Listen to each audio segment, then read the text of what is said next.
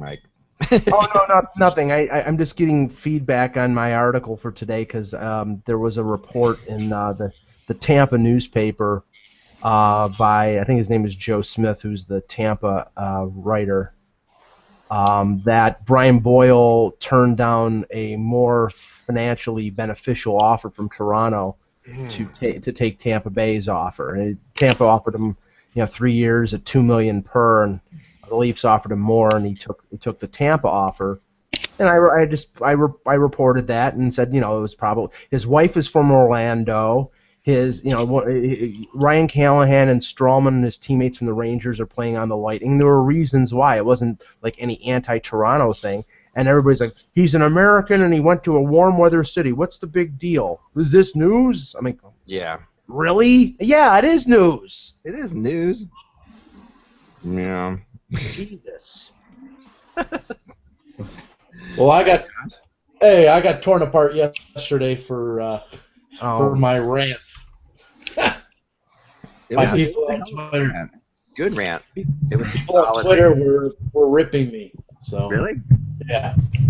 I like it. Ask Mike because he was DC'd on all of them. Yeah, some guy. In our chat room, they were agreeing with you, Josh, a lot more than they were agreeing with Mike. But Of course. Oh. Of course. of course. No, that was just Mike. Oh.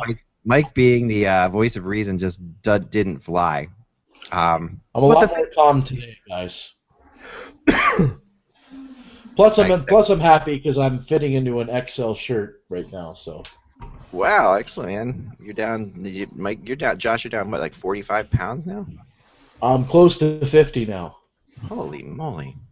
Yeah. I don't know what I'm down because I don't weigh myself, but I'm in my small. I have large, medium, and small ranges of my clothing, and I'm getting into the small, so that means I've lost something. Good. You have a. That's you what wear happens. a small? No, Jesus. I mean,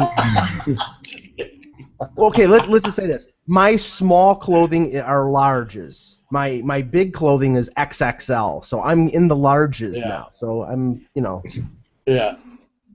There you go. Thanks, Josh. You're welcome. I was gonna say my kid wears a small, but there's no way in hell. Someone in the chat room just called you Josh Trimmer. I like that. Oh, nice. Yeah, I've heard that before. Someone said Jack Tripper? last week, slimmer, trimmer, thinner, rimmer. Nice, excellent. Jack Tripper. That's awesome. Oh yeah. All right, Well, I'm gonna be on the beach in a month, so I gotta look good. Nice. Not Yeah, saying. my sister's Margate getting married. this past weekend, and I will tell you that beach was mobbed. I mean, absolutely. I've never seen it more crowded. I guess it's the 4th of July and everything like that, but it was absolutely a circus. I grew up around that area, around Margate, Florida, right? Not Margate, New Jersey. Yeah, Margate, New Jersey. Yeah. Oh, okay. Never mind. Margate, New Jersey, home of Lucy the Elephant. Home of what? Oh, there you go. Lucy the Elephant. You know what Lucy the Elephant is? Yeah, in Martin. Yeah, very very famous tourist attraction. Very famous. I'll show you what it looks like. It looks like this. I'll put a picture of it in here. Lucy was at one time there were like 6 of these elephants. I did the tour last year. There were like 6 of these. Hold on, let me see if I can get this. Oh, Bill. By the way, just so because it took me 2 years to learn the proper pronunciation of this player's name, and he just signed with Dallas. It's UC Runas. Yes. The Y's in Finnish are always ooh sounds. Yeah. Because it looked like Rena. He was called Renus. Sure, Linus. Yeah. It was Runas. Yeah, it's like it's like Ludman. Tony Yeah. Ludman.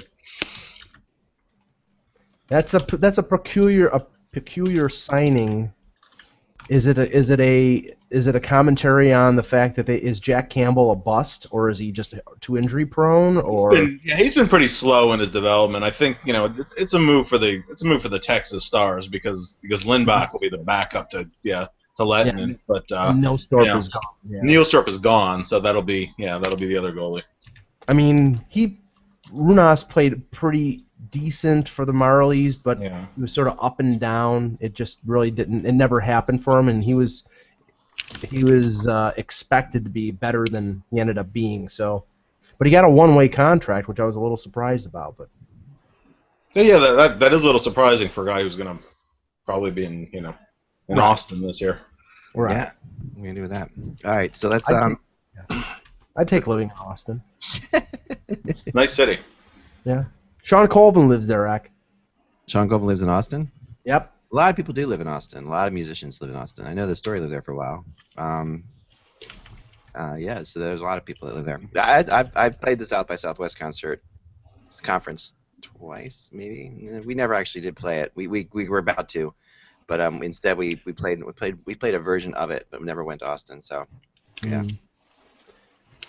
All right. All right, let's do the show. We have it's July 8th. Yes, somebody told me that in the chat room. It's pretty funny. Because they can take over my reminding duties. I know. All right, so we'll go Mike, Josh, and then Bill. Is that good? What's the link to the chat again? The link to the chatting room. I'll give you one here. It's in the body of X article. It's also here. I can show you. I think this will get you there. Did you also just say that I go last? I just want to make sure. No, you go second. You were gonna go second. Mike, Josh, and then me. Yeah. Got it. Okay. Just because I don't want to make my dumbfounded face. So. Yeah. That's fine. If you're ever in Margate, New Jersey, by the way, right around Lucy Elephant, voted every year by Philly Magazine as the hottest women on the beach in the area, and there's just no question. Nice. There's no question that that's true, because it's just insane. I mean, and Well, it's really let me go there and I'll check it out. somewhat embarrassing because like there's this one place we go to. I'll start before we start the actual show. There's one place we go to that you walk to, and it's like it's right next to Lucy the Elephant. That picture, it's like that big giant elephant. And it's right next to it, and we go there all the time to get lunch and get cheesesteaks or whatever. And it's a stand-up place, and you wait in line with all these people, and most of them are just like totally bikini-clad, wearing nothing, women, like, in a small confined space with you. So and it's really it's incredibly awkward. Doesn't sound bad to me. Yeah, just letting you know, Mike. If you need to go someplace, there you go. Yeah. All right. Yeah. As the single guy on. Hold on one second. Instead, I'm going to be going to. Instead, I'm going to be going to a cafe in Buffalo at 4 o'clock, loaded with a bunch of soccer fans to watch. You call me every day around this time. Brazil and Germany. No, I haven't heard anything. If I hear anything, I'll tell you. Should we mute you, Yeah, Josh? I'm going to mute Josh. Right there you go. All right. Let's do the You never know what you'll find out here. All right, so. Josh, unmute yourself. Yeah, I muted you. I muted you, Josh. There we go. There you go. Sorry. Yeah, unbelievable. That was my dad. He calls me every day around this time when I'm doing a podcast. I'm like, I told you, I'm doing a podcast. Oh, okay, sorry. Hey, Dad, I'm doing a podcast. Let me call you back later. Your dad and my mom. God. There you go. Yeah. Okay, let's go. Here we go. Tuesday, July 8th, 2014. There you go. Hey, Hockey World. It is Tuesday, July 8th, 2014. I'm Michael Agello. I'm Bill Meltzer. I'm Josh Rimmer. And I'm Eklund, and you're watching the Hockey Buzzcast on HockeyBuzz.com. Today, coming to you. Are you in Texas, Bill, or are you around here? I am back in Texas, yes. Back in Texas? Okay, cool. Yes. Deep in the heart of Texas. Yes. Must be nice and cool there, Bill. It's it's typical Texas July. At least we haven't had the 100-degree days that we usually have. So. Yeah, it's brutal here. I just can't even imagine. So we're gonna start off today. We're gonna launch into a bunch of things. The first thing, the big news, obviously, right now is the Mike Fisher story. Mike, why don't you get people caught up on what's happening there? Well, it was reported yesterday that I think it was Josh Cooper that reported it that Mike Fisher had ruptured his Achilles tendon during off-season workouts, and the expectation is that he's going to be out anywhere from 4 to 6 months. And I think that really puts Nashville in a precarious situation. I mean, we were talking before about their center situation, and now if Fisher's going to miss likely the first half of the regular season, I think that. And we'll talk about this, the speculation about Vinny Lecavalier, and I know that there was some mention of them being in the sweepstakes for a guy like Derek Roy, I think they pick up now because Fisher's going to be out for so long. Yeah, it sucks for the Preds. I mean, this is the team last year that battled injuries really and just never got off the ground last year with injuries. This is just a bad, of course, when Mike Fisher hurts himself in an off-season workout, the jokes start to fly immediately. But that was yesterday on the internet. Oh my gosh, Twitter was hilarious. There wasn't very funny. I mean, and give people credit. I'm sure he enjoyed it too. He's just very funny people. But it sucks. It sucks that this happens again to the Preds. But we'll definitely talk to the Preds. We may even get Josh Cooper on here because I've been talking to him recently as well at some point. Nashville. But yeah, this is a big loss and does affect the UFA market and the trade market a lot. And let's launch right into this. Let's go right into Philly, Bill, because this is right here. This is we know the Flyers tried to move Vinny a couple times. We heard the rumors flying around, and it wasn't even that really hidden. It was pretty much out in the open that they were trying to do this. They talked to Florida, who wanted to take a bunch of his salary, and then they talked to Nashville, who wanted them his salary as well, and almost got it done with Nashville. Fell apart, and then Nashville had all the power, and it felt like they were just going to sit back and wait and see if the Flyers really wanted to move him or not. And now suddenly the Flyers have a little more power, Bill. Yeah, I mean, I think it shifts to a certain extent, although I mean, not as much as I think some people here, or there in Philly, just want to think. I think that I think their situation with Nashville is kind of back where it was before they signed Jokinen. I think that they were looking for a top six center, first or second line guy going into the offseason, and when things didn't work out to acquire LeCavalier, they signed Jokinen. It's also not like Fisher's going to miss the whole year either. If it's on the shorter end, which they don't know right now, of course. Right. But I mean, it's not like they're looking at a situation where he's going to miss all of next season. So I think that a player like Derek Roy would be a very typical kind of David Poile move anyway. I think that might be one direction they would go. On the other hand, I think that there might be room to compromise with the Flyers, especially now that LeCavalier's signing bonus installment was paid on July 1st. So that's another several $1 million that have actually already been paid into the contract. The Flyers care more about the cap hit relief than the actual dollars of it.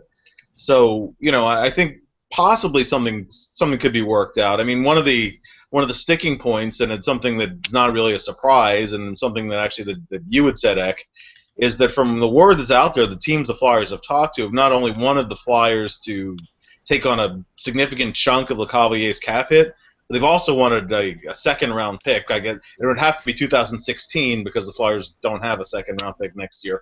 Right. But some kind of an additional asset on top of taking salary, and that's just been a non-starter as far as the Flyers are concerned. I think that there might be some wiggle room in terms of what they might be able to work out. I think that could be, that could potentially be back on the table here because I don't see Thornton going to Nashville. Not that that's an impossibility. It's funny though. One thing that people have said. And going back last year, a big reason that LeCavalier came to the Flyers in the first place was, of course, Peter Laviolette helped recruit him. Yeah. It's funny though. Go ahead, Josh. Oh, sorry. I was just going to say that yesterday when I talked about Derek Roy and then I spoke to him on the weekend and on July 4th, he thought that a deal was going to come together pretty quickly, that it was down to a Western Conference team and an Eastern Conference team. I honestly believe that because of what you guys said as well, I agree with you that because of Mike Fisher's injury, which he sustained on July the 3rd, I think the Predators did contact the Derek Roy camp, and now there's another team involved, and that's why a deal didn't come to fruition on July 4th when I talked to Derek, when he told me that he thought a deal would get done later that night. I honestly believe that Nashville is in on Derek Roy for sure now, guys. Well, I think the consideration here, if you look at it, Fisher's in the last year of his deal, $4.2 million salary cap hit. if he's on LTIR for half the year, that cuts that in half. But based on the budget that Nashville operates under, he's going to come back with that cap hit. So it's not like they can go out and sign another $4 million player.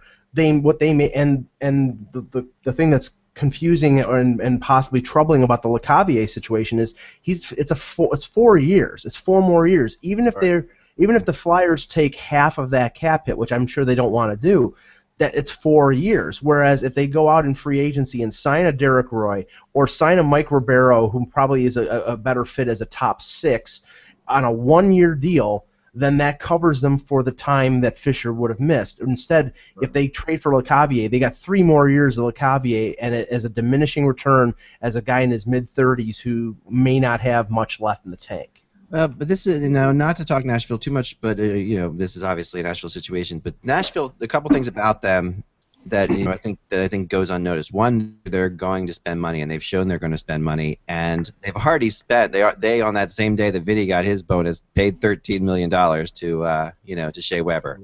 So, and I talked to some people down there, and they said, "Listen, we just paid $13 million to Shea Weber. Don't think we're not going to try to make money this year, and by making money, that to them means make the playoffs. They have to make the playoffs to make money.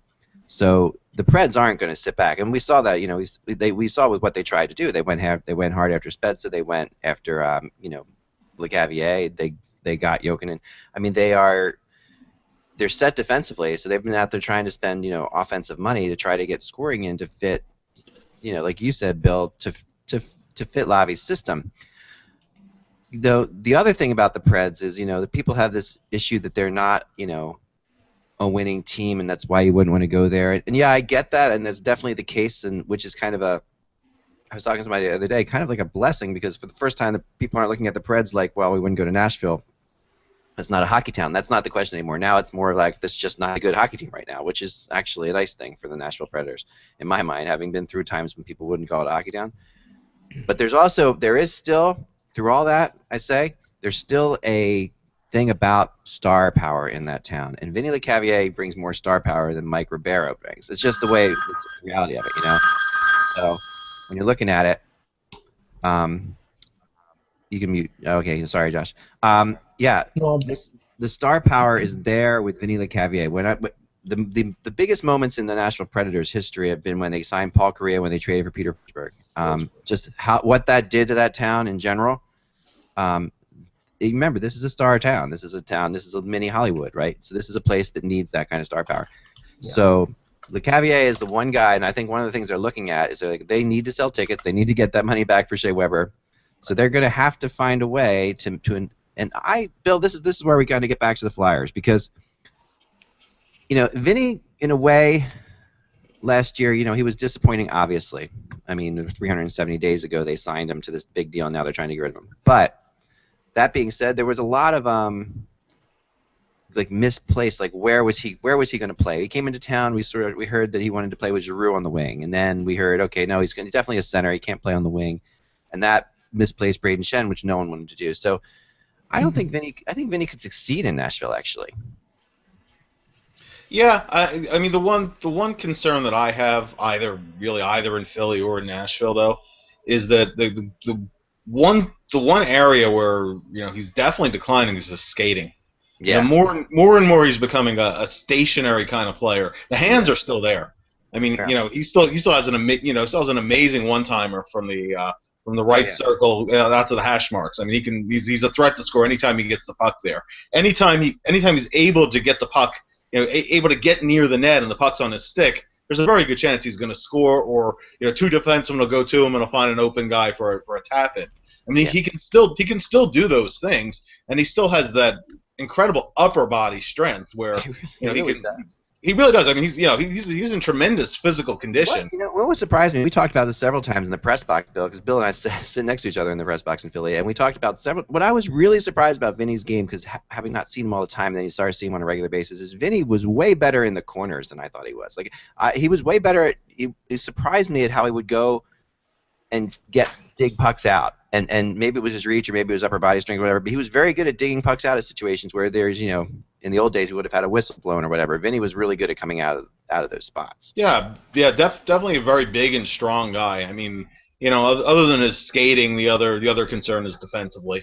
His play without the puck has never been very good, and it's getting, as he's aging and he's slowing down a little bit, that's a concern as well. I mean, it's less of a concern in Peter Laviolette's system. Not that Lavi doesn't want two-way play, but but he's an attack first kind of coach. So I could see Lecavalier fitting in that way. It's just it's just the way that today's game is played, with more and more emphasis all the time on skating and mobility. I mean, that's really my main concern, Lecavalier. And in Philly, that comes Flyers, as you said, they tried him in all four lines. They tried him in center. They tried him on both wings, and he did a little better on the right side than on the left, which I guess isn't that much of a surprise because he kind of gravitates to the right side anyway. But I think that if the Flyers had to go another year with him, I think he might have a better year than some people would suspect. I mean, even a terrible year last year, he still had a 20-goal season, and he spent the stretch run on the fourth line. So, and he was good on the fourth line, and he actually made that fourth line good. I mean, that was when he played. That's why I thought at center he was so much more effective than he was anywhere else. I mean, even at center on the fourth line, he lifted the level of players that were actually, to be frank, just kind of in awe of him. Playing with Vinny Lecavalier. I mean, that was a moment for them. No, absolutely, and he also playing in the bottom six. He had the advantage of some easier matchups defensively too. So that and he scored some goals there. I mean, relative to the ice time he was getting, he didn't have a very good series against the Rangers though, and that kind of lowered his stock again. So I think that I think people kind of underrate what he can still bring to a team. I know obviously he wasn't very happy. Who would be with his diminished role that he had, compared to what he expected when Laviolette recruited him? But at the same time, I also have to say he was a total professional. He never rocked the boat. He never publicly griped about anything. And to me, you got to give him a lot of credit for that. Players of his stature who've had the kind of career he has, who was the face of a franchise really for so many years. A lot of those guys wouldn't handle with the kind of professionalism that Lecavalier did what happened this last season. So that says something to what he could still bring for a team as a veteran guy. I definitely agree with that. Now, looking at the Flyers, and then we're going to go back and forth with Bill, and then I want to get your two opinions on the Flyers from the outside looking in, because we're on the inside of this more. Now they are the team with the most money spent on the cap. They're at $3 million over right now, right? So they're, according to Cap Geek, they're the highest at the top of that chart. Right, with the big red -3. That's not taking into consideration the Pronger once he goes in LTIR. Sure, right, exactly. But the one interesting thing about the Flyers, is that I will say the Flyers have only, they only have one big money player. They've got a lot of players making a lot of money. They're in a situation where they have, obviously Claude Giroux's at 8.275, and he deserves to be there. There's no kind of questioning that, I don't think, at this point. All kidding aside from what he's done in the offseason. But RJ, and Vinny and Jacob are all under $5. Voracek, they're all under $5 million players, which is pretty good. And Simmons is under a $4 million player. They're getting good return, Bill, on their offense as far as these guys go. Depth-wise. Yes, as far as the forwards go, I still question the wisdom of the whole Hartnell RJ Umberger thing, and just because I mean. Umberger still has 3 years left on his contract, so it's not like they're going to get cap relief in the short term. And he was only making $100,000 a year less than Hartnell. And I mean, all the word out of Columbus was that he was going to be bought out. So if the Flyers really liked Umberger that much, I mean, they could have signed him in a lower figure after he was bought out by Columbus. I mean, I get some of the benefits of it. Listen, you're going to lose a little bit offensively, not as much as some people think. I mean, Umberger's had a bunch of 20-goal seasons, and Hartnell's generally scored 4 to 6 goals a year more than Umberger, although he did have the 2 30-plus goal years. But in an average season, Hartnell gets you about 20 to 24. Umberger will get you about 18 to 22. So you're not going to lose that much in that way, And people were saying, the fancy stats, the Corsi kind of stuff. But I think Hartnell's advanced stats really were a large product of playing with Claude Giroux and Voracek as his line mates, who always had the puck. So, I don't think that I never thought of Hartnell as a great guy with the puck on his stick or that kind of thing. I mean, he's a good forechecker, an aggressive guy, a good positive presence in the locker room. On the flip side, he's not a very good skater, especially his balance. And the other part of it too was there have been conditioning issues with him. Off and on, and I mean, it really hasn't been a secret that that's been something that the Flyers want to see him improve on a little bit more than he had, and that's not taking away anything that Hartnell brought to the city and to the team because he brought a lot. I was just going to say that ultimately to kind of wrap this up, I think when you look at where the Flyers are at right now, they've kind of stood still so far. They might have lost a little bit from Hartnell or Umberger, maybe yes, maybe no, but otherwise it's the same team you had at the end of last year. I mean, virtually the same roster. Other teams have made some big additions. They've also lost some key guys too. The Flyers, like I said, they've kind of stood still. So there's been a lot of inertia in Philly, and that can be frustrating though. Well, yeah, and that's the thing. And then this is the one thing I'll say, and then do you want to go to Josh and I want to go to Mike for their thoughts on this? The R.J. Umberger trade took me by surprise big time as well, and in the same sort of way that you're talking about. And you think about Hartnell as such a pivotal point of this team, and for a long time has been, although streaky, and when he scores his goals, they come in bunches. But he has had some terrible starts, and he has not showed up in shape, to training camps, and he is, obviously has problems with Berube going way back to when he was an assistant. So it wasn't shocking to see him moved. It was kind of shocking to see him move for Umberger to a degree, like you were saying. But when I talked to people, and then we talked further, and a friend of ours brought this up. I think talked to both of us about it. Do you see what Hextall's trying to do here is obviously trying to bring more of the LA Kings situation to the Flyers, where they have a team that's very focused on a system. And there's two guys we're looking at, Hartnell and LeCavier, aren't system players. These are two guys who do their own thing. Right. LeCavier does his own thing. Hartnell does his own thing. Umberger could be much more trained into a system to play, a certain way, and for that, and they do bring in a little bit of experience, even though Umberger. I've talked to people who say Umberger is a bit of a negative type presence at times, but they do bring in some experience, which I think some veteran experience, which I think they really need with Claude Giroux. I still feel that has to be around. Like I feel the loss of players like Briere and Timonen possibly in the future. I think these guys. Giroux is still young, and that's the thing that people keep forgetting about the Flyers is the Flyers are at their core are a very young team still. Their core players, Giroux, Voracek, Simmons, Reed, Braden Shen, Couturier. These guys are all young. I mean, they're all young players. And on defense, it's not that much different. I mean, you got Mark Streit, of course. You've got Chemo, but you also have guys like Andrew McDonald, who I thought was a brilliant signing for the Flyers. I was very impressed with Andrew McDonald. I know you guys aren't, but I'm telling you what, the thing about Andrew McDonald is watching him play night in and night out, and then I do want to get Bill's opinion on that. Then you guys, is that cool? Because Andrew McDonald, night in and night out, you have to realize he leads the NHL in shot blocks by a lot, and he continued to get that pace when he came to Philly, and he also. Is the kind of guy who he can move the puck. I thought when we're looking at the contracts they're signing right now, Andrew McDonald for $5 million doesn't seem so bad to me. I mean, these are some look at these other defensemen that have been signed. To me, Andrew McDonald still is a top pairing defenseman. So, Bill, your thoughts on that? Well, yeah. I mean, it's funny. The fancy stats people don't like McDonald, and I understand why. When you look at the puck possession numbers, they're not very good. I will say on the flip side that you talk to hockey people and they all like him. They all love him. They really do. They like his hockey sense. They really like his first pass ability, his mobility. Yes. He can be a secondary power play guy. You can use him in all situations. He can on the island they put him into tougher defensive matchups than he should probably be in. So I think that also needs his bad numbers need to be somewhat viewed in light of the team he was playing on.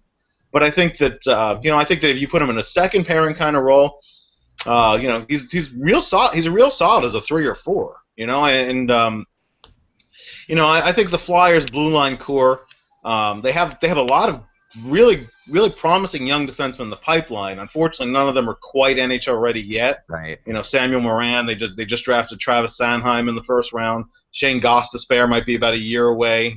Robert Haig might be a year or so away. So they finally do have some promising young defensemen in the system. The guys who are in the NHL level right now are not going to be the future. They're going to phase those guys out over the next couple of years and start to incorporate some of the younger talent in. So it won't be very long until you'll have guys in the primes of their careers. The forward core you were talking about, those four guys, and also Wayne Simmons as well. Is part of that core. And then you'll have some young defensemen who are still on their entry level contracts, and that's where you'll see the Flyers cap situation start to get a lot better. Right. Really, the biggest problem with the Flyers cap is that they have no homegrown defensemen, and they don't currently have anybody except for possibly Scott Launder, so in their entry level deals. So that greatly expands what their salary cap structure looks like, especially in the blue line. The Flyers don't have, with Kimmo Timonen aging, they don't really have a genuine top pairing defenseman. They have a lot of guys who could be 3s, 4s, and 5s on virtually any team in the league, but they don't have that. They don't have that true anchor on the blue line, and not a guy in his prime. That's the hardest commodity in hockey to get, is that franchise defenseman. Teams can win without it, though. I mean, if you look at the Devils a few years ago, look at that defense group that went to the finals in that team, and they were all solid guys, but no superstars. You can work around it if you have the right system in place and the right forwards, and obviously the goaltending too. I agree, and that the goaltending is the last thing I want to say. And then the goaltending is obviously okay. That is the hardest thing for the Flyers to find in the NHL.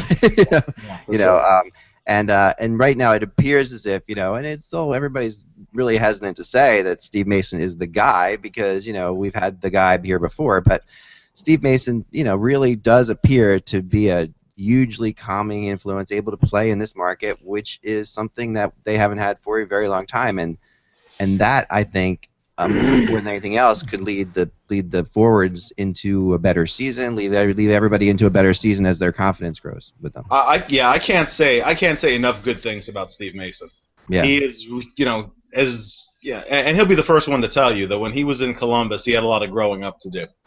And that process really kind of started very short, kind of within the year before he was traded. It was just that Sergei Bobrovsky had such an outstanding season, that no one was gonna win the job back from him, and Mason had struggled. I mean, we could have a really interesting talk about Mason's development curve, whereas, he won the Calder, right off the bat, obviously, as a 20-year-old.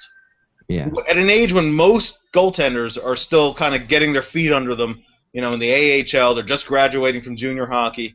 Mason had a lot of success right off the bat, which can be tough, can be tough for a young goaltender or defenseman. Tyler Myers is another good example of a guy who had that immediate success coming to the NHL and kind of then he hit the wall and then the learning curve hit him.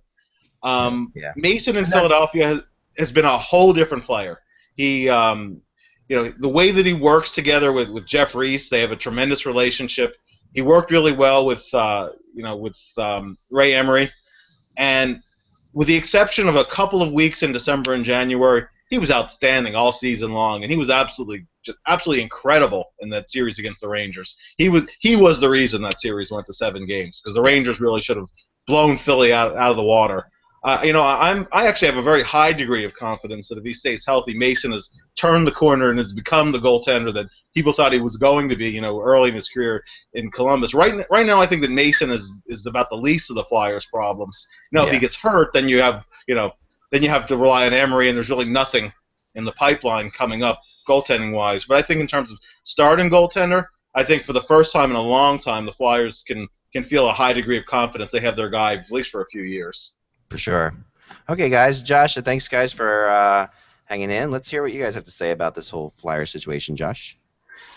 Well, about the Flyers situation, I told you guys before about Hartnell that I didn't agree with that trade at all. It caught me by surprise. I thought it was a joke, actually, when someone told me that happened. I was like, really? That's it? All they had to do was give up Umberger? Because Hartnell, to me, is a heart and soul guy. He's a leader. He could be a leader. He could score goals. He could fight.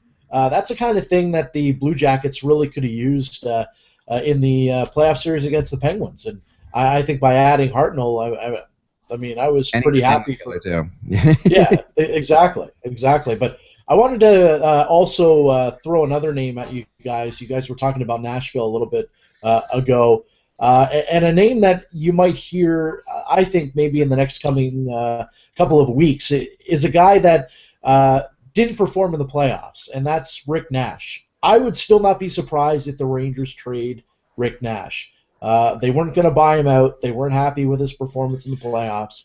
And I've heard a couple of times that Nash could possibly be traded. And if he's willing to go to a Nashville, I think that'd be a perfect spot for him, where he's totally out of the spotlight, because he said before, in regards to going to Toronto, that he didn't want to be in the spotlight, but New York is still, you're kind of in the spotlight. I could see Rick Nash possibly being traded, and I think Nashville might be a good team for him to go to, and I want to get your thoughts on that, guys. Yeah, I mean, I don't see him in Laviolette's system. I don't see Laviolette thinking he would work with him.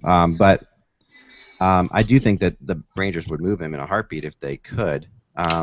Because that was, I mean, they wished so much that no team wanted to have 2 compliance buyouts more than they did. So that's a tough one. But there are some benefits. He is a star player, especially he was in Nashville's division. So the Predators players know him and the fans know him very well. He had some of his best years playing against the Preds and was really good against the Preds. So yeah, I mean that's an interesting one. I have not heard, but I think that, I mean, they're going to have to do something. They're going to have to make a move. That taking on Nash versus taking on the Cavier, I think basically the same kind of player. Maybe the Cavier brings a little bit more as far as team goes to the team. Mike? Well, first, I agree with Bill's assessment regarding Steve Mason. I've always liked Mason as a goaltender. He didn't seem to work out in Columbus in his second, third, and fourth years, and comes to Philadelphia with a new chance to start, and I think has regained his Calder Trophy winning form. Emery's a solid backup. I will disagree with Andrew McDonald. I think Andrew McDonald is possibly the most overpaid defenseman in the NHL. He may lead the league in block shots because he's turned over the puck and he has to block the shot after he's turned it over. I mean, I don't think he's a bad defenseman. I just don't think he's a $5 million defenseman, and he's not any kind of replacement for a guy like Pronger because and they're spending the same amount of money on Andrew McDonald than they are on Pronger. I mean, I like Coburn. Luke Shen is Luke Shen. He's essentially a defensive defenseman and being paid, I think, more than most defensive defensemen are. Mark Streit is a good veteran ad, but and they have Tiemann and Stang and Grossman. I mean, they have a veteran D, but it doesn't jump out as being a spectacular one. I think their strength is up front, and the depth and quality of their forwards is their main advantage. Like Josh, I don't understand the Umberger Hartnell thing. It probably, as you guys have said, it was a personal thing between Berube and Hartnell. The only thing I see as a benefit is if Umberger doesn't work out, if they buy him out next year, the buyout is only the last 2 years of the deal. If they bought out Hartnell, it would be spread over 8 years rather than 4 for Umberger. So maybe they looked upon that as, let's give Umberger a chance, and if he doesn't work out like he wasn't working out in Columbus, we can escape this with a little more minimal damage. Cut the cap hit for the buyout in half. I think they have to, I agree with your assessment regarding LeCavier. He's more of an individualist. He's a talented player in the twilight of his career. He probably would work better in a situation like a Nashville or a team that allows him to, get more ice time. I don't think he's a fit there. I mean, I think they're second, third in the Metropolitan Division. I think they'll make the playoffs, but I don't see and I see a growth in players like Braden Shen and Couturier, young players who are I think will need more ice time and more of a role. But until that happens, I just think they're sort of a middling team, and they're going to stay on the status quo this year. Yeah, I mean, I felt the same way about McDonald until the Flyers got him. Like, having watched him from the outside on the Islanders, I felt exactly the same. Like, I was not even really happy with the trade. I'm like, okay, trade. Until I watched him night in, night out, actually was really impressed with him. Not just his ability. He turns the puck over but not more than like say a Luke Shen or a Braden Coburn. I mean, he's more solid than those guys in my mind. And yeah, I think he's definitely a top. I would venture to bet that here's a good one for you, that Andrew McDonald will have a better next 5 years than Matt Niskanen. How about that? Wow, come on, jeez. No, And that's serious. not No, better much. 5 years. No, I mean Niskanen was the top free agent of for all defensemen, and over the next 5 years, I believe that people will look back and say Andrew McDonald was a better defenseman for the last 5 years. So you're telling me that the second most overpaid defenseman is going to be better than the most overpaid defenseman? I mean, Yeah, I mean Niskanen. yes, I am. Yeah. you see him as the overpaid defenseman. I don't see him as the overpaid defenseman. Well, yeah. I mean, Niskanen's contract is insane. I mean, it's a product of a bad free agent year and the fact that he had one really good offensive year, and Washington is in some sort of catatonic lunacy type state right now because they signed Orpik and Niskanen to two ridiculous contracts. So I mean, but granted, I think Andrew McDonald could maybe be better than Niskanen, but that's not saying a lot. We'll see. All right, so let's move on to the Dallas Stars, the other team that Bill covers for HockeyBuzz.com, and the Dallas Stars. Mr. Nil. I mean, in my opinion, last year could have gotten GM of the year. This year, he really might get GM of the year, depending on how this all plays out. Bill, he's really turned things around in the city. Yeah, that's been some pretty nifty handiwork in a year.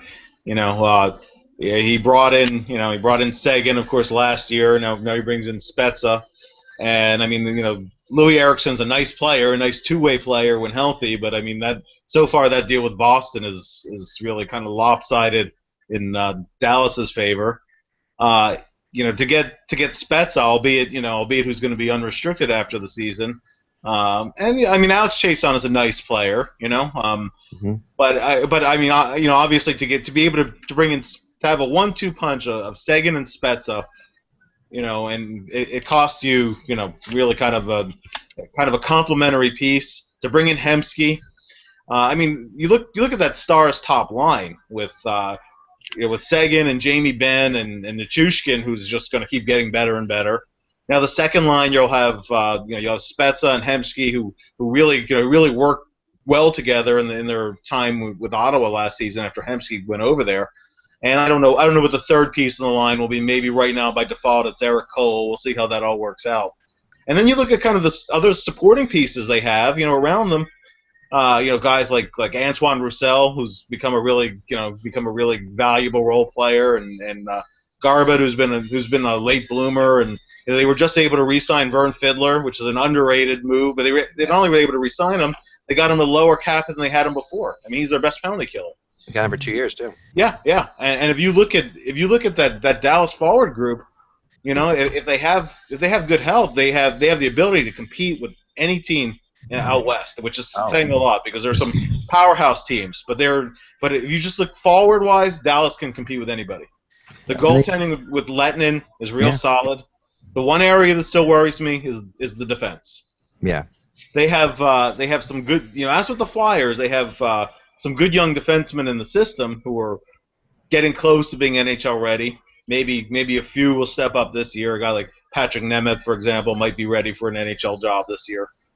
But if you look at the veterans on the blue line, with the exception of Brendan Dillon, they kind of had the opposite problem of the Flyers. The Dallas blue line was a little bit too undersized, and when they had Robidas there, and as valuable and the leader that he was for the team, you still had 4 defensemen on the team who were under 6 feet tall. That was a little too undersized. Yeah. And even a guy like Gonchar, who's aging and he's big, but he's not a physical player. I think that Anaheim's forwards kind of manhandled the Stars' defense in that playoff series, and they haven't really added to that yet. So that's the one area I think can still hold that team back. But if you look at all these pieces that Jim Nill has put in place in the last year, it's been an amazing start to his regime for sure.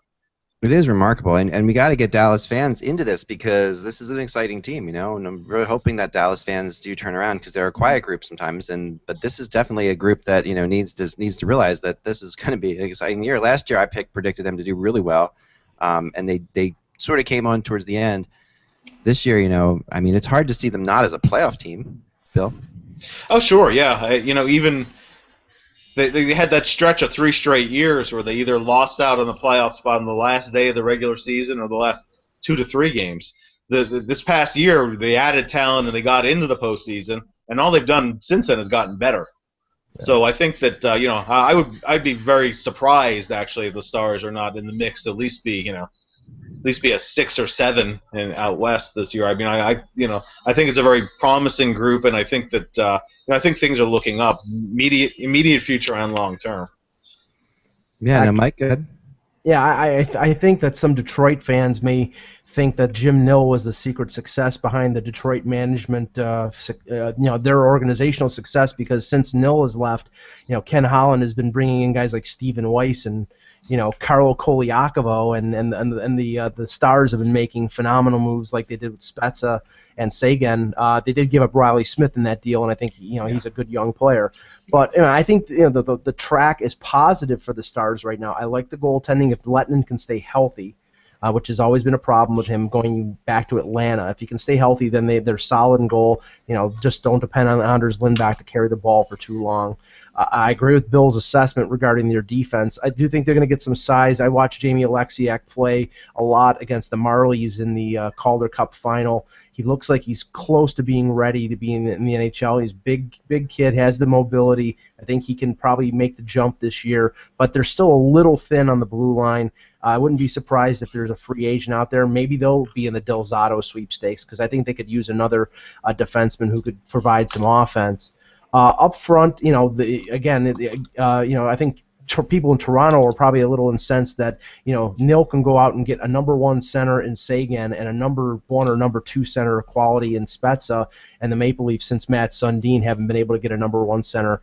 Their forwards are pretty decent. I like Jamie Benn; he's a quality player. A little scared of some of the middle guys. I think Horkoff, he's only got 1 year left in a deal. So does Eric Cole. And that's a lot of cap room that's going to be cleared at the end of next year. So they're going to have about $10 million in cap space to go out and spend. So fiscally they're in some good shape. And they have some young guys. Nikushkin was really impressive last year. Antoine Roussel could be the most annoying player in the NHL. Mm-hmm. Very effective at getting underneath someone's skin.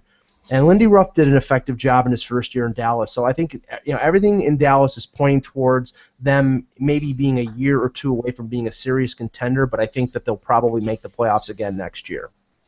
Hey, Josh, go ahead. Hey, yeah, I was just going to say I agree with Mike with Jim Nill going from Detroit to Dallas and how that hurt the Detroit Red Wings. But it's not just Jim Nill, guys. 2 other guys also followed Jim Nill to the Dallas Stars. Joe McConnell, who was the director of amateur scouting with the Red Wings since 1995, and also to join those guys was scout Mark Leach, who had been a part of the Red Wings organization the last 15 years. Mm-hmm. So, I mean, that's 3 key guys that left the Red Wings to go to the Dallas Stars. Jim Nill left, and he knew what he was going to do when he left. Like, he planned this out for years. This is like he knew exactly who he was going to take. He knew exactly what kind of team he wanted to grab. He had chances to go to teams before this one, so he's put himself into a really strong position. I also am a big Nikushkin fan.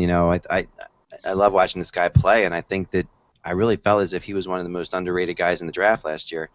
And to think he came in so quickly and made such an impact. Bill, what are the general feelings on him as far as things go down there? Well, Nichushkin had, not surprisingly, he had some growing pains. Lindy Ruff gave him a lot of tough love last season. Doesn't want him to be a one-dimensional guy.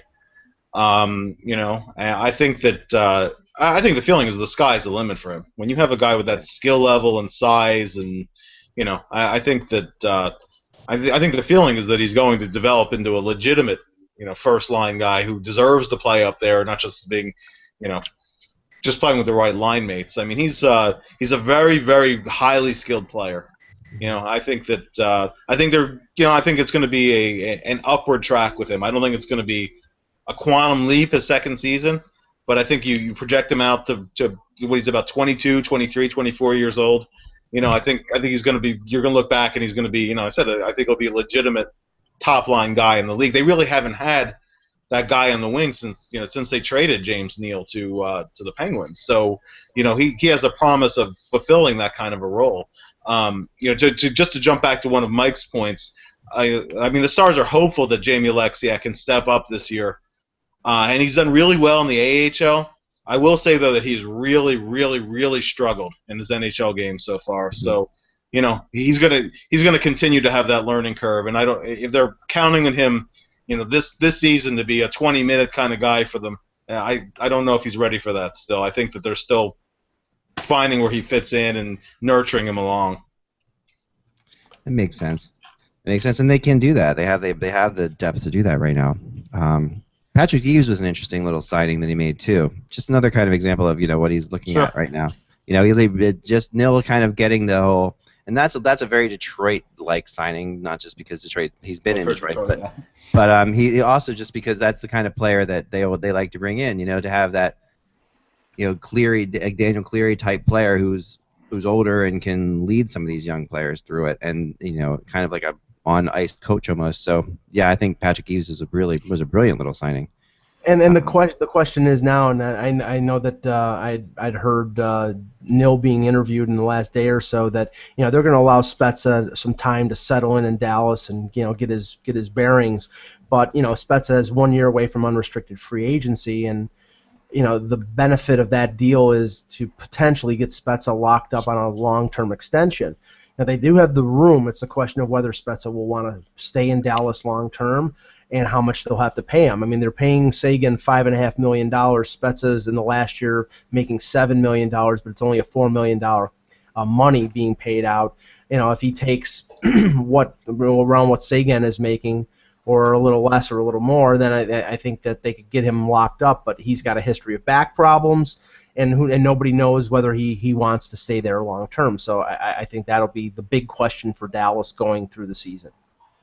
Yeah, they will, and he's already talking about how he's going to try to convince him to. So he definitely wants to be long term. But at the same time, I think that there's also some room there to say, okay, Jason Spezza's got to show us what he's all about too, because sure, he's had his moments. He's had his moments when he's been a star player, and he's had the moments when he hasn't been. So I still think it's going to come up to whether or not Spezza can go as well. Let's go to some questions from the chat room as we go out here. Josh, you have any other news for us today? No, I do not. That's good. Pretty quiet right now. And I'm actually surprised, to be honest, guys, that there hasn't been more signings in the last couple of days. I mean, there's still some pretty good hockey players out there that can help some teams. Maybe there's just more than one team that's interested in a player. I'm just kind of surprised, actually. It's kind of been kind of quiet.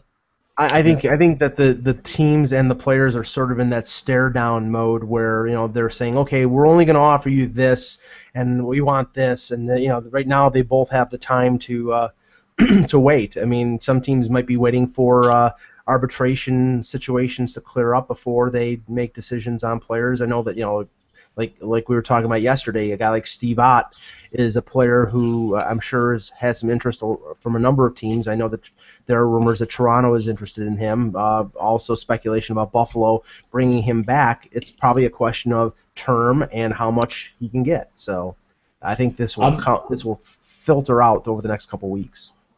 I'm also curious as to the Brendan Morrows and the Ray Whitneys. I mean, is this going to be like last year with Jamie Langenburner, where the music stops and there's no seats left to sit in? That guys might have to hang them up. It's going to be interesting to see what happens with those two guys. Sometimes you get to these kind of players, and they don't even make it. They get training camp invites or what have you. Some of these guys. And then they go into training camp, and then you realize what you're getting beyond just a player who's as good as a lot of other players on your team. He's also is really experienced and good with the kids and everything like that. And then suddenly those guys find homes. I think that's going to happen with a lot of especially the Brendan Morrow type players. Yeah, because Brendan Morrow's speed has sort of fallen off completely, whereas I think Whitney can still keep up to the pace of the NHL, even at age 41 or 42. I mean, Bill, you saw him a lot more than I did. He didn't seem completely out of place, whereas Brendan Morrow, when I saw him playing for St. Louis, seemed to be a step behind. Yeah, Morrow's been in pretty steep decline the last, and constant injuries haven't helped, of course, either. Right. Whitney didn't have a very good year this past year. I think he wasn't a healthy player this past year either. But Right. in stretches where he was healthy, he looked like the guy he always was. Still very creative player. Still might be able to fill a veteran scoring role for a team looking for a little bit of depth. I wouldn't be shocked if he latches on somewhere for 1 year.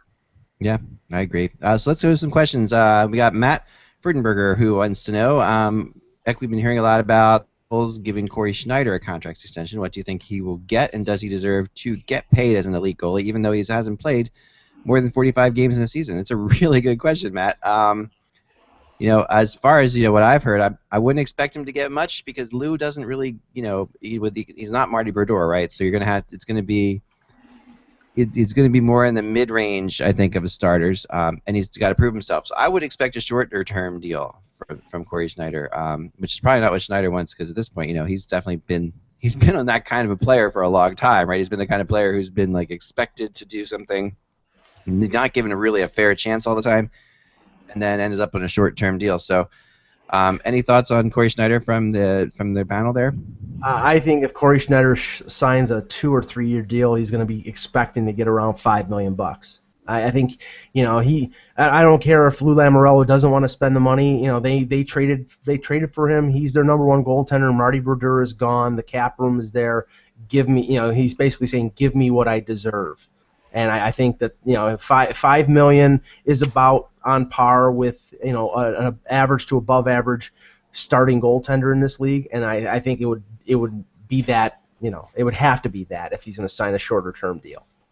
And he was good, he was good last year. There's no question about that. So I mean, there were times when he was very good, actually. Josh? Yeah, I want to throw one other name at you guys that's still on the sidelines as well. That I think he's had a lot of upside, and when he was drafted by the Carolina Hurricanes, a lot of people thought that he was going to be an offensive defenseman, and Jamie McBain, who got cut loose in Buffalo. I know there's a couple of teams out there that could use someone like him, and like I said, the guy's got a lot of upside and can score some big goals, and we saw a little bit of it in Buffalo, but I mean, who's he surrounded by in Buffalo, guys? Yeah, that's exactly right. I saw Jamie McBain last year. And Buffalo is pretty hurting on defense. I mean, they have a lot of youngsters coming up. They decided to walk away from him and sign Andre Mazzaros, who was as Bill and Eck, I mean, he wasn't that impressive last year, and was traded to Boston at the deadline as a filler for Dennis Seidenberg's spot in Boston, and they paid him over $4 million. So if he's a tryout guy or a 1 year guy, I could see that, but he didn't make any great impressions in Buffalo. Yeah, for sure. Another question from Evan Atkins. This one. Ed Snyder said the Flyers need to get better this offseason, and they haven't. What is their plan going forward, and have you guys been underwhelmed by Hextall so far? Like Bill, you said, you sort of addressed this to a degree, that they are the same team that they were last year. I've been underwhelmed, or where are you in Hextall? Well, I think that and I agree with everybody on the panel about my knee-jerk reaction on the Hart and Lundberger trade. That one I'm still a little bit dubious about. I mean, otherwise his hands are kind of tied, and I think sometimes the best deals are the ones you don't make.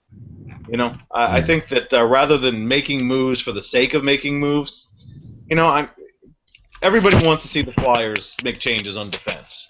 No doubt that they need to add a little bit of mobility, but they don't want to go too far in the direction that Dallas went, where they're too undersized either. Right. Kimo is small. Mark Streit is small. Although he blocks a ton of shots. McDonald is rather slightly built. Yeah. And he's not a very physical player, though he blocks a lot of shots. Grossman, Coburn, and Shen are all big, but Coburn is not a very physical player. So that leaves you Grossman and Shen as the big guys who add a little bit of physical presence. if you take one of them out, you're going to have to add a guy who not only adds better mobility than one of the two of them, which it just isn't that hard to do, but but you also don't want to lose size either. You don't want to go too small. And then finding defensemen who have both size and mobility is pretty tough. I think Ed Snyder's plan regarding the Flyers is working out because the teams that were ahead of the Flyers in the Metropolitan Division have gotten worse.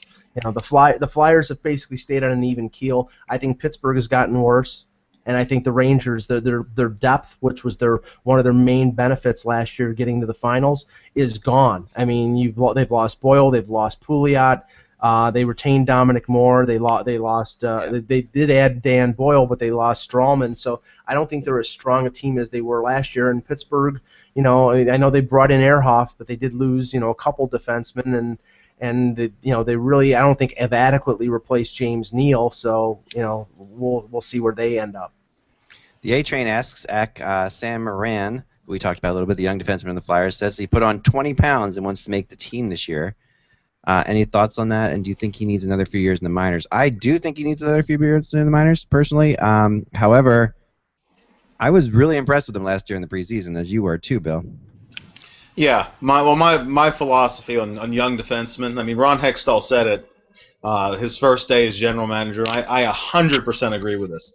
The model for developing young players was the way that Detroit always did it. They would rather keep a guy, in junior or in the minors a year too long than bring him up a year too soon, because nobody's ever too ready for the NHL, but plenty of players have been ruined by bringing them up too fast. Flyers have one of them on defense right now.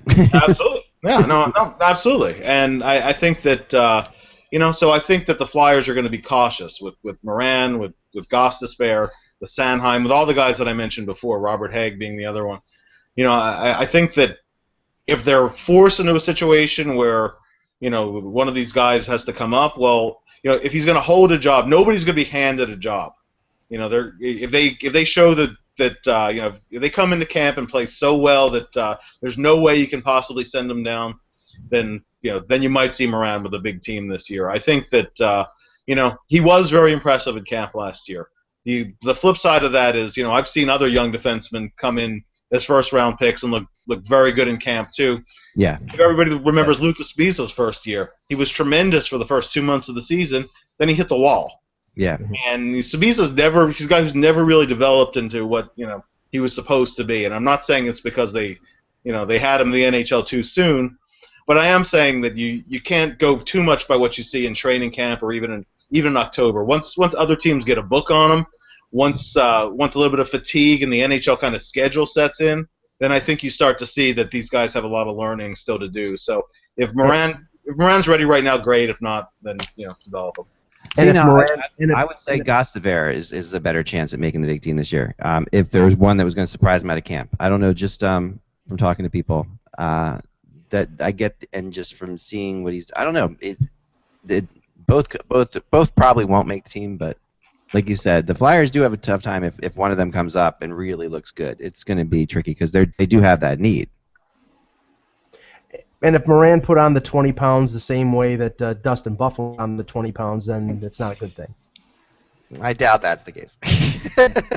I will say Moran just moved the puck very well last year for a big guy. That was what I was impressed with. He was very good first quick passes and things like that. So that's something I wouldn't be shocked at all to see him put them in a difficult spot, but I like the way Hexy's going, and I have not been disappointed with the Flyers offseason at all, and I honestly think that they made some of the best moves by not making moves, like you said, Bill. I think that this is 1 year, and it's not easy for Flyers fans because we're not used to that at all here in Philly, but they did it, and I think it shows that the ownership is giving Hexy the benefit of the doubt on how to build this team, which is something that I don't think they always gave Homer the same benefit. So I like that. I think that's a good change. And when you look at the final word on the Flyers for me would be that you look at their forward crop, and they really have a good, solid group of nine really good forwards, in my opinion. 9, and any one of which could have breakout seasons, and that's what has to happen. If that happens,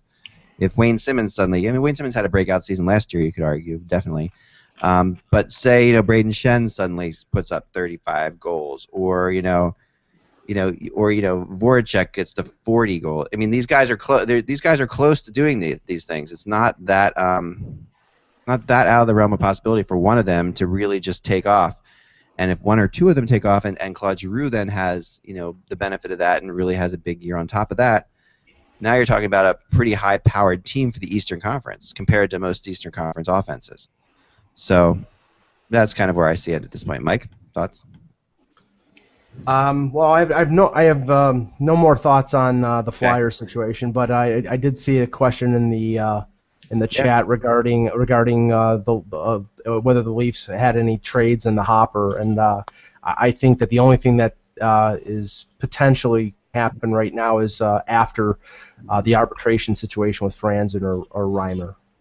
If they get an award that they don't agree with, especially with Franzen, they may keep them and then end up shipping them someplace else because I think that they want to spend their money elsewhere. Yeah, I can see that. I mean, and I will say that somebody asked about the Sharks making trades, and I do think that's coming. I do. I think that there is a break, like you said here, Josh, but the Sharks remember that group basically promised their fans changes. They said we're not changing this. So we're not changing. So yes, true. But this is usually in San Jose, I do believe Doug Wilson's trying to make that happen. I do think that one of Marleau or Thornton will be out of there, if not both. But it's a matter of what they're doing now, which is kind of a smart move, is letting things sort of play out and seeing who needs players. Kind of what I thought they might be doing more with Spezza, but they did make the move, of course, for Spezza. So that to me is where I think they're going to go. Go ahead. Oh, I was just going to say I've seen in the chat a lot today and yesterday that people saying for the Leafs to get Seabrook. Seabrook's not going anywhere. Chicago's not going to move him. That's one of the guys that they will hold on to. And I've said before, they've tried to move Nick Leddy, but no one will take him. They're going to have to do something. Maybe Sharp rumors start again, but they're not going to move Seabrook. Yeah. Yeah, they're definitely not. Sharp's the only one who maybe has a shot at getting moved, and even that's kind of up in the air. Because I mean, that's a good team. That team basically was a goal away from winning the Stanley Cup, in my opinion. So that's not a bad. The Blackhawks shouldn't be doing much. No, I like their Richards signing a lot, though. Yeah, I think it's. I mean, I'd take Richards over Michael Hanzus. So yeah. it is kind of what it is there, right? So I don't think Richards is going to bring a lot, but he doesn't have to bring a lot there. So I think that he could actually add some skill, which is good. But the good thing with him, Eck, is there's no expectations from him. So that's when I think he plays his best, when you don't put pressure on him and, he's not counted on for goals and assists. I think that's in a situation where he could really flourish. And he also, he's also been very good whenever he's played on teams that are winning. I mean, he's got even if he's not necessarily like you said, the guy on when he was on winning teams in his career, he's had totally different statistics than when he hasn't been. So and he's going to be the Chicago's obviously going to be a winning team. So that's going to be a good one. As far as DeAnne Phaneuf, 90% chance of getting traded. Yep, the Victor Mesdar brings up that means there's 10% chance he didn't get traded. There you go. Just let you know. You never know, guys. I mean, you just don't know. I mean, you're told what you're told, right? So. And Rosie DiMano in the Toronto Star yesterday said that there were a couple teams that had expressed interest in Phaneuf from the end of from after the trade deadline till just before the draft, and that Dave Nonis was not enthused on the offers that he received for Phaneuf, and basically said that she would, that Leaf fans should not hold their breath to have Phaneuf being traded this summer. I think it's still. I still think it's possible if the scenario that you're talking about, Act with San Jose, comes to fruition, because I think if they're trading for a defenseman and the cap hits are pretty even. Yeah. But again, I can't see either one of them waiving the no move clause to go to the the crucible of criticism in Toronto. So we'll see. We'll see. Yeah, we will see. We'll be back tomorrow, guys. Same hockey time, same hockey channel at 1 o'clock. And we appreciate thanks, Bill, for jumping in today. My pleasure. Anytime. Awesome. And talk to you guys. Remember, without the buzz, it's just hockey. We'll see you soon. And why can't I find the off button? There it is.